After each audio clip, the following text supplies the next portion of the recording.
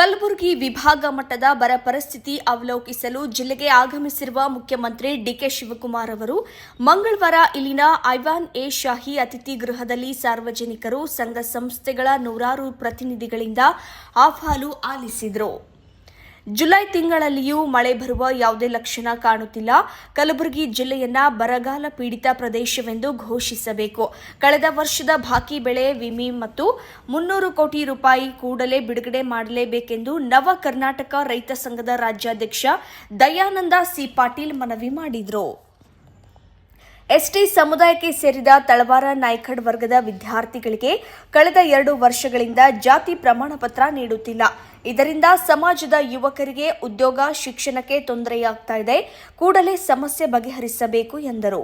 ಕಳೆದ ವರ್ಷ ಅತಿವೃಷ್ಟಿಮಯದ ಹಸಿ ಬರಗಾಲ ಬಂದರೆ ಈ ವರ್ಷ ಮಳೆ ಬಾರದೆ ಒಣ ಬರಗಾಲ ನೋಡುವ ಸ್ಥಿತಿ ನಮ್ಮ ರೈತಾಪಿ ವರ್ಗಕ್ಕೆ ಬಂದಿದೆ.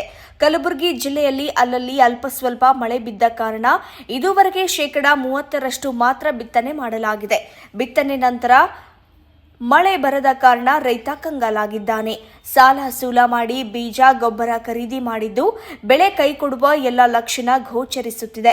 ಹೀಗಾಗಿ ಸರ್ಕಾರಿ ಬ್ಯಾಂಕ್ ಮತ್ತು ರಾಷ್ಟ್ರೀಕೃತ ಬ್ಯಾಂಕ್ಗಳಿಂದ ಸಾಲ ಪಡೆದ ರೈತರಿಗೆ ಸಾಲ ಮನ್ನಾ ಮಾಡಬೇಕೆಂದು ಸಿಎಂ ಅವರಿಗೆ ಮನವಿ ಪತ್ರ ಸಲ್ಲಿಸಿ ಜಿಲ್ಲಾ ಕೃಷಿಕ ಸಮಾಜದ ಜಿಲ್ಲಾಧ್ಯಕ್ಷ ಸಿದ್ದರಾಮಪ್ಪ ಪಾಟೀಲ್ ದಂಗಾಪುರ ಆಗ್ರಹಿಸಿದರು. ರಾಜ್ಯದ ಉಪಮುಖ್ಯಮಂತ್ರಿ, ಕಂದಾಯ ಮತ್ತು ಯುವಜನ ಸಬಲೀಕರಣ ಮತ್ತು ಕ್ರೀಡಾ ಸಚಿವ ಡಾ ಜಿ ಪರಮೇಶ್ವರ್, ಗೃಹ, ಐಟಿ-ಬಿಟಿ ಮತ್ತು ಇ-ಆಡಳಿತ ಸಚಿವ ಪ್ರಿಯಾಂಕ್ ಖರ್ಗೆ, ವೈದ್ಯಕೀಯ ಶಿಕ್ಷಣ, ಕೌಶಲ್ಯಾಭಿವೃದ್ಧಿ, ಉದ್ಯಮಶೀಲತೆ ಹಾಗೂ ಜೀವನೋಪಾಯ ಸಚಿವ ಡಾ ಶರಣ್ ಪ್ರಕಾಶ್ ಪಾಟೀಲ್, ಕೆಆರ್ಡಿಬಿ ಅಧ್ಯಕ್ಷ ಡಾ ಅಜಯ್ ಸಿಂಗ್, ಶಾಸಕರಾದ ಎಂವೈ ಪಾಟೀಲ್, ಜಗದೇವ ಗುತ್ತೇದಾರ್ ಇತರರು ಉಪಸ್ಥಿತರಿದ್ದರು.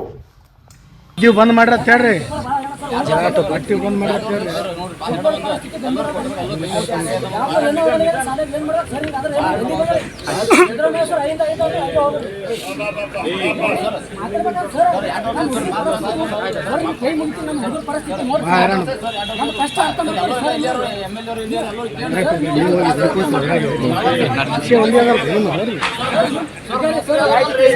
ಸರ್ ಆಯ್ತು ಭಾಗೇಶ ಬಗೋಣ